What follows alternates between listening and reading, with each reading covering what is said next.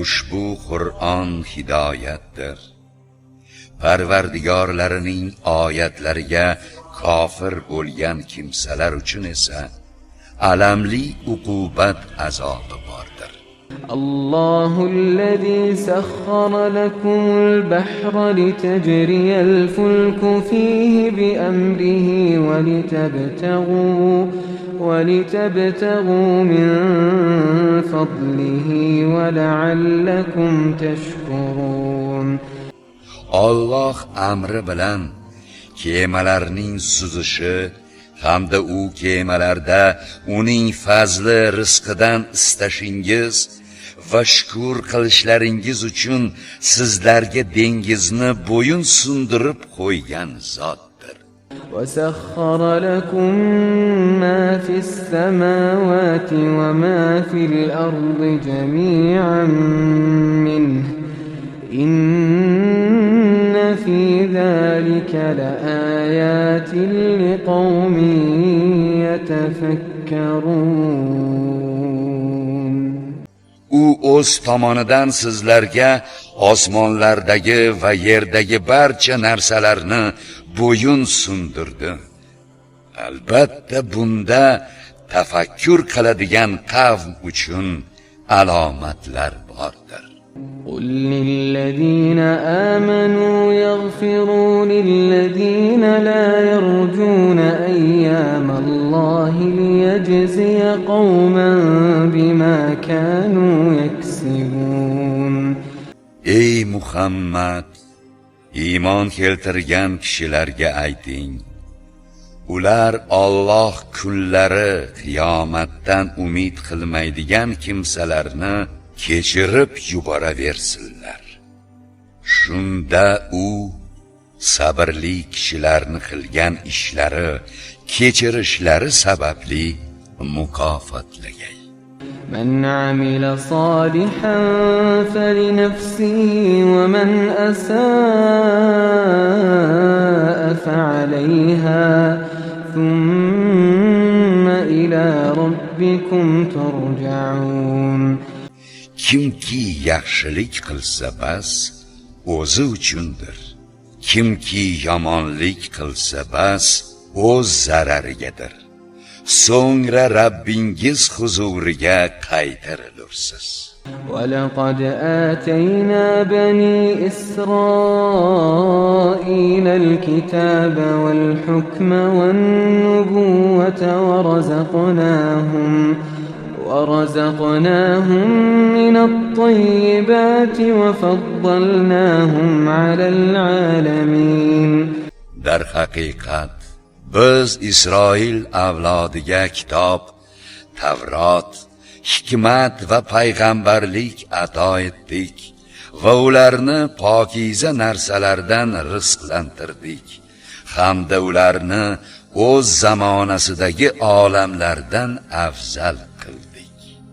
وآتيناهم بينات من الأمر فما اختلفوا إلا من بعد ما جاءهم العلم بغيا بينهم إن ربك يقضي بينهم يوم القيامة فيما كانوا فيه يختلفون.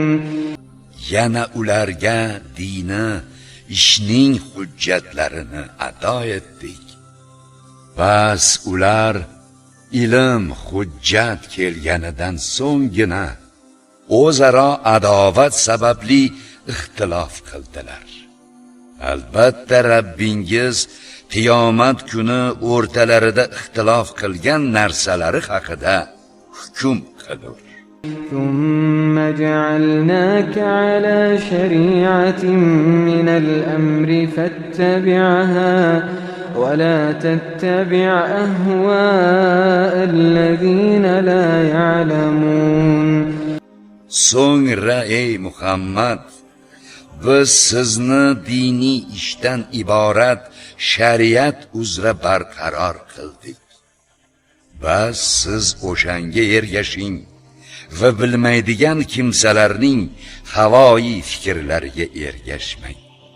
إنهم لن يغنوا عنك من الله شيئا وإن الظالمين بعضهم أولياء بعض والله ولي المتقين. Chunki ular sizdan Alloh tomonidan bo'lmish biror narsani, azobni qaytara olmaslar. Albatta zolimlar bir-birlariga do'stdirlar. Alloh esa taqvodorlarning do'stidir. هذا بصائر للناس وهدى ورحمة لقوم يوقنون. Ushbu oyatlar odamlar uchun dil ko'zgularidir va aniq ishonadigan kishilar uchun hidoyat va rahmat manbaidir. أم حسب الذين اجترحوا السيئات أن نجعلهم كالذين آمنوا وعملوا الصالحات سواء محياهم ومماتهم ساء ما يحكمون.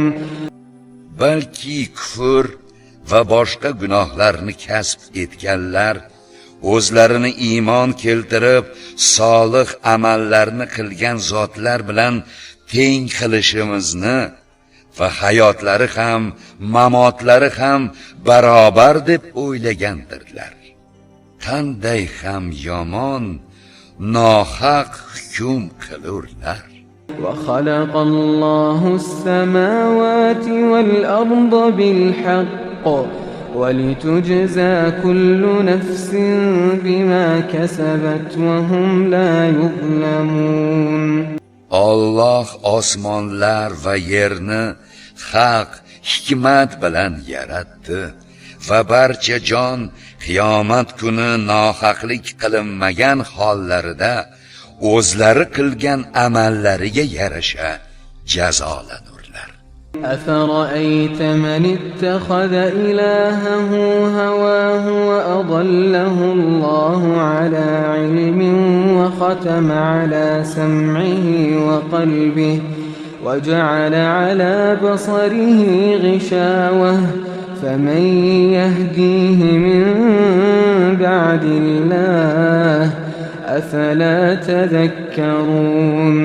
Ey Muhammad, havoyi nafsini o'ziga iloh qilib olgan va Alloh uni azaldan gumroh bo'lishini bilgan holda adashtirib, quloq va qalbini muhrlab, ko'ziga parda tortib qo'ygan kimsani ko'rdingizmi? Bas uni Alloh adashtirganidan so'ng kim hidoyat qila olur?